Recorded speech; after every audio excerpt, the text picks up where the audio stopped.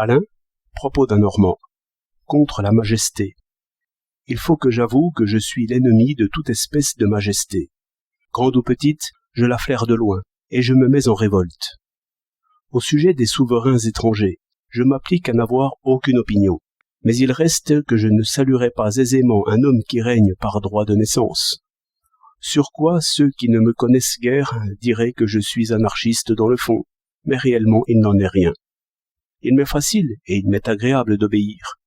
Bien mieux, respecter et même vénérer, c'est ce que j'aime le mieux au monde. Mais c'est l'union de l'obéissance et du respect qui ne veut point du tout se faire. Et la majesté, à mes yeux, c'est justement tout ce qui, ayant le pouvoir, veut encore être respecté. Mais pour moi, ce sont deux ordres. Si les hasards de la vie avaient fait de moi un officier, je n'aurais eu aucune peine à obéir, et de bonne foi, d'après le nombre des galons. Rien n'est plus simple, il me semble. Mais je n'aurais jamais pu montrer, pour la femme d'un général, une nuance particulière de respect.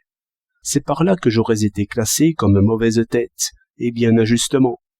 Lorsque j'obéis, je ne dois plus rien. En quoi l'on dira que je donnerai un mauvais exemple, le peuple n'étant disposé à obéir que s'il respecte. Mais je crois au contraire que c'est un très bon exemple qu'il faut donner, que d'obéir sans adorer. C'est la République même.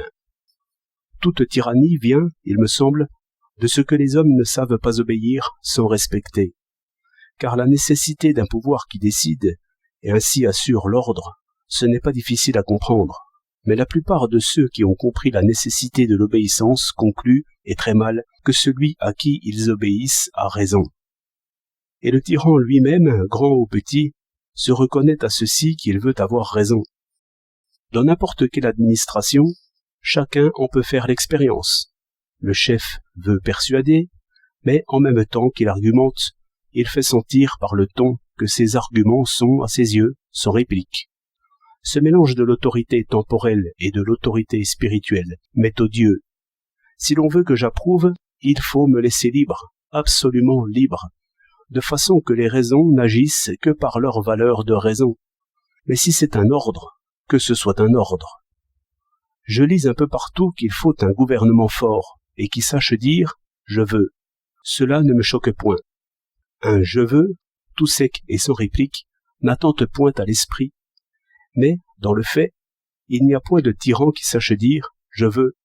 Tous cherchent l'approbation et la force, et mettent en prison non pas seulement celui qui désobéit, mais celui qui désapprouve. Enfin, le tyran veut être aimé. Le plus agréable des flatteurs est celui qui trouve des raisons au désir du roi. Ainsi l'accord se fait par l'obéissance d'esprit, et le roi n'a pas à vouloir. Chacun a pu entendre de ses petits rois, inspecteurs, chefs de bureau ou directeurs, qui voudraient toujours dire « Je ne vous donne point d'ordre, je vous dis seulement mon avis, et je désire que vous vous y rangiez, et que la décision vienne de vous. » Et ils appellent très bien un mauvais esprit celui qui répond fort poliment « Mon esprit n'est point une chose à vous, si vous voulez être approuvé, donnez vos raisons, votre autorité n'y ajoutera pas la plus petite valeur.